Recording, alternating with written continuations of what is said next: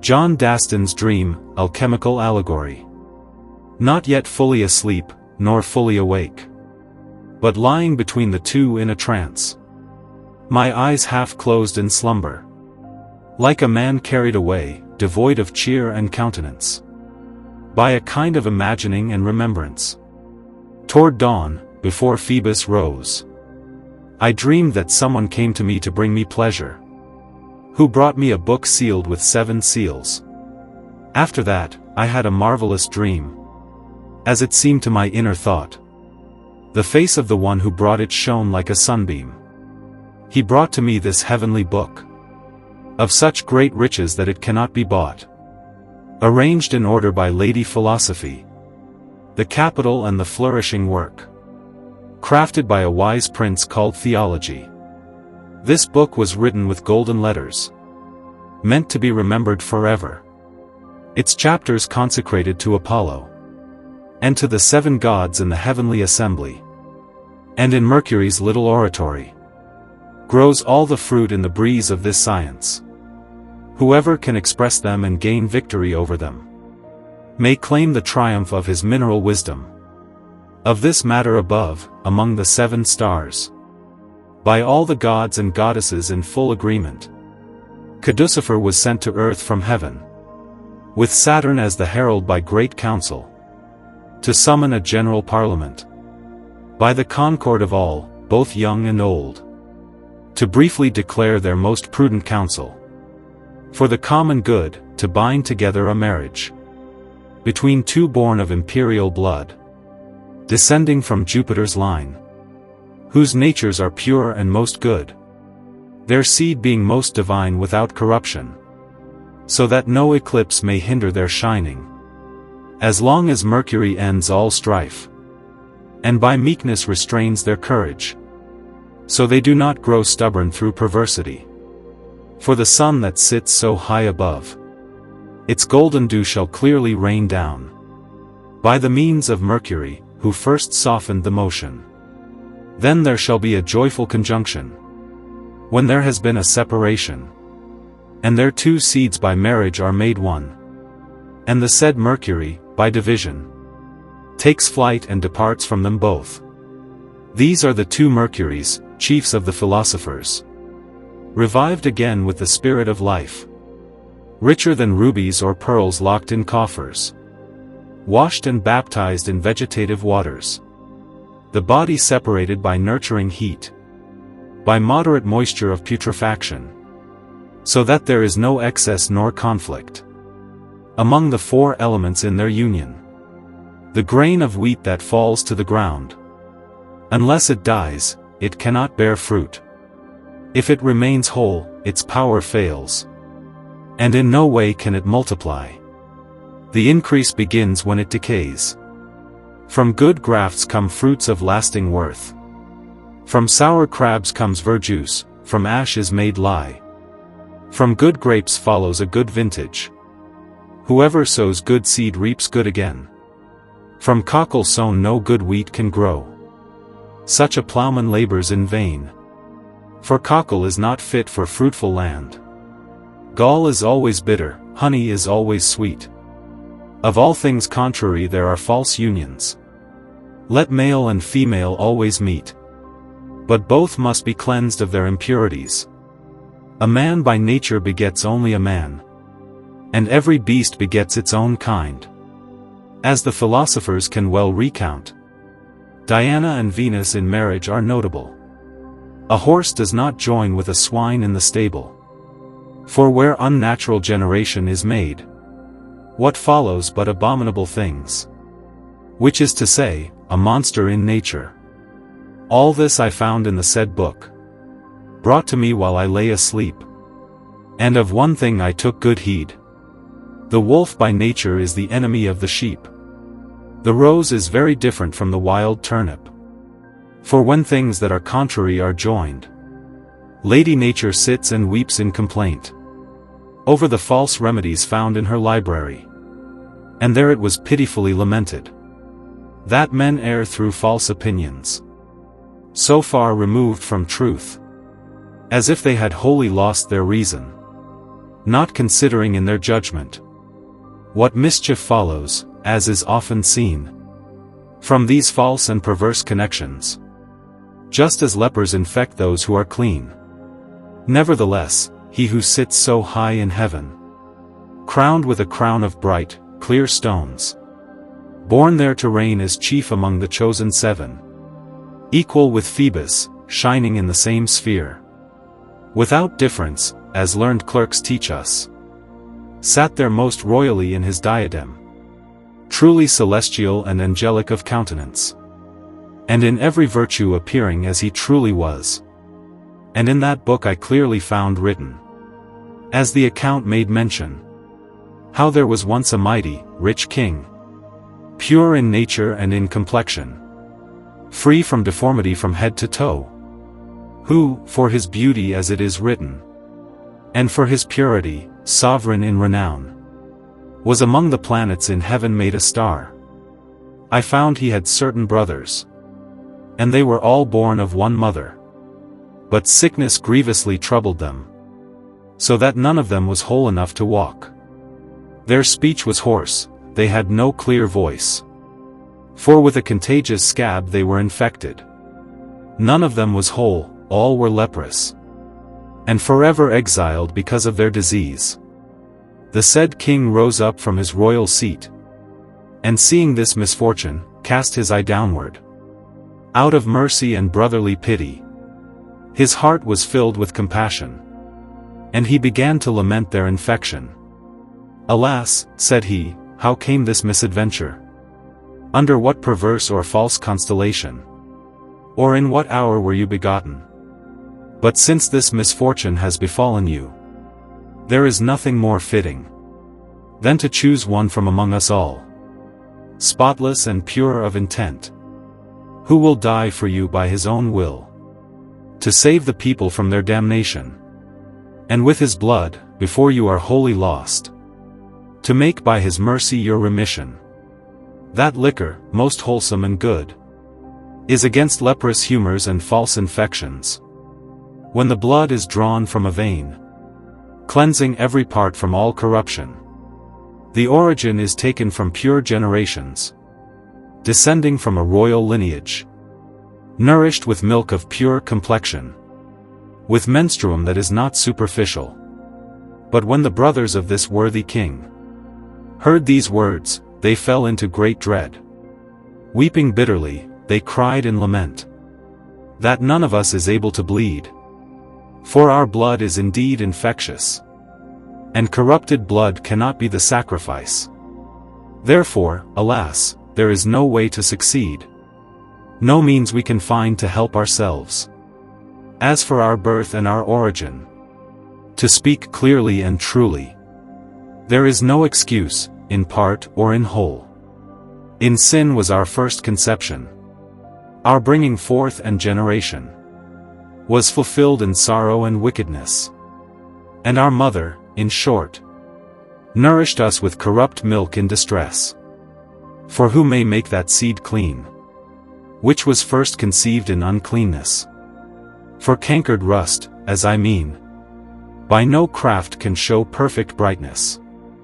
Now let us all together set our course, and go to our mother to ask at once the final cause of our corrupt sickness, that she may declare to us the cause and why. The said children rose in a fury of woeful rage and went with one accord to their mother, who was called Mercury, requesting her, with great consideration, before her goddesses, every one present, to tell them truly, without any deceit, why their nature was corrupt and ruined, that caused them evermore to weep and complain. To whom the mother, bright in face and hue, gave this answer, remembered in Scripture. At first, when I was newly wedded, I conceived by the process of true nature a child of seed that was most clean and pure, undefiled, radiant, fair, and bright, chief of all the planets in origin, who now in heaven gives so clear a light, whose complexion is most temperate, in heat and cold, and in humidity, and in the earth there is no conflict, no opposition in any quality, nor any cause of infirmity, so that among them there can be no discord. So well proportioned is each in its degree. Each time and space they are in perfect accord, whose nature is so imperial, that burning fire causes him no distress. His royal kind is so celestial, that he takes no sickness from corruption. Fire, water, air, nor earth with its dryness, none of these can alter his complexion. He fixes spirits through his high nobility, and saves infected bodies from their corruption.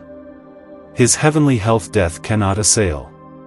He fears no poison, nor needs any antidote. Wind, tempest, nor weather can prevail against him. So high in heaven is his dwelling. On earth he worked many miracles. He healed lepers and brought back fugitives. And to blind eyes he gave clear sight, and made those walk who had been lame all their lives. He is my son, and I his dear mother, conceived truly by me in marriage. As for your birth, your sickness is evident. Born of menstrual blood in tender age, your leprosy shows in body and visage. To make you whole there is no other drink nor potion to your advantage, but the pure blood of him who is your dear brother. A good shepherd must die for his sheep, without complaint, speaking plainly his words. Take care to understand this likewise. Your brother must die and be born again. Though he is old, be sure of this. To youth again he must be renewed, and suffer passion, or else all is vain. Then rise again, fresh and well-hued. Old Ezen was made young by Medea, with her drinks and her potions. So must your brother, of pure free will, die and be made young through his operation, and that through subtle nature's confections, by whose death, plainly to express, you shall be purged from all infections, and your foul leprosy changed to cleanness. With these words the king began to reproach, considering the tale she had told. How might a man, he said, by nature, be born again, especially when he is old? Then said his mother, with manifold reason, unless the gospel thus means, in water and spirit be renewed, hot and cold, he shall never plainly come into heaven. The king was thoughtful and heavy of cheer. Upon his knees he meekly knelt down, prayed his father in the humblest manner, to take away the chalice of his passion. But he thought the redemption of his brothers could not be fulfilled without his death, nor their salvation. For their sake he was truly willing to suffer, and to accomplish his purpose entirely, by clear example for whoever looks rightly. Heavy things from their circumference must ascend upward and afterward be made light, and things light, ready for flight, must descend to the center below, by the interchange of nature's might, as they are moved by means of revolution. So, as Jupiter in a cloud of gold transformed himself by change, and descended from his heavenly hold, like golden dew upon Danae, and she conceived, as is told, by the influence of his divine power. Right so shall Phoebus, sovereign of renown, decline to be conceived of his golden reign, and to comfort his brothers who were very downcast. The sun chose, without war or strife, the bright moon, when she was at her full, to be his mother first, and afterward his wedded wife. In the season of spring, the time of growth, in Aries, when Titan appears, inspired by grace with the spirit of life. This marriage was blessed at the sphere of midday, and at this feast were all the gods present. Saturn was turned from blackness to white. Jupiter let fall his mantle, pale and meager with great delight, clothed in lilies, so that every being of heaven, earth, and gods of the sea rejoiced in their hearts and were glad and light to be present at this great solemnity. Mars forgot there his harsh, dark fierceness, cast off his armor fretted with old rust. Venus forsook her mineral redness, taking gold for green, and again also for desire, because she trusted so greatly in Phoebus, that he would hold this feast with the utmost nobility. By brotherly pity, as he was bound, he gave her a mantle of oriental brightness. After this wedding, as before devised, of fair Phoebus and pure Lucine, philosophers prudently practiced a round chamber by their wise doctrine, clear as crystal, a little shrine of glass, stuffed with heavenly dew. That dungeon was guarded night and day by 9 glorious maidens, to keep the queen in her conception. Religiously they kept their silence, until from heaven their royal light descended, and therewith, in open audience, was heard a voice almost at midnight, among the virgins, most amiable to behold, that said to them, to save what was lost, I must again, through my imperial might, be of my mother newly conceived and born. I must pass through water and through fire, endure burning and not turn away, for I have so great a desire to save my brothers, to illuminate their darkness with new light. But greatly I fear that venomous serpent, which always advances with his violence, to harm and poison my tender youth. Yet in your keeping, do your diligence. The king thus entered his royal bed. The queen conceived beneath the bright sun, under her feet a mount like crystal, which quickly devoured her husband. Dead with desire, in the maiden's sight, he lost all the color of his fresh face. Thus he was dead, and the maidens, feeble of might, despairing, slept in that same place. The serpent boldly shed out his poison. The queen and maidens fled in fear, 7 times ascending up and down, within a vault, now dark, now clear with light. Their generation was so strong in might, that after death they now passed through purgatory. At the resurrection, bright as any sun, he brought back to glory the things that were lost. The queen took her possession, reviving the soul of the dead king. But from old hatred the poisonous venom was cast by the serpent to hinder them. The prince was buried, but at his rising, the brothers were glad when the truth was seen. They were washed by his natural cleansing, and their old leprosy was miraculously made clean. The full moon half shadowed the sun, to dim the burning of his light. First the skies were shadowed black to dull gray. The raven's bill, to whoever looked rightly, was blacker than jet or coal in the fight. But little, by orderly appearance, the temperate fire, with its cherishing might, turned all to white, but without violence. The time approached for the queen's childbearing. The child of nature was ready to fly. There was a passage for his coming forth. He spread his wings but found no liberty. Of the 9 virgins he devoured 3. The other 6, most excellent and fair, fearful in their greatest beauty, spread their feathers and flew forth into the air. The child was first colored black, and afterward white, having no true heat in his existence, but by the cherishing of the bright sun. From foreign fire there was no violence, except, as men with experience say, he drank such plenty of the water of the well, that his 6 sisters made no resistance, but would have devoured him. Dastin, can you tell? Sometimes he was black, sometimes red, now like ashes, now yellow as citron, now of saffron hue, now sanguine was his head, now white as a lily he showed himself in his bower. The moon nourished him in his labor, and with all their strength they worked their business, to clothe him fresher than any flower, with a mantle of everlasting whiteness. The end.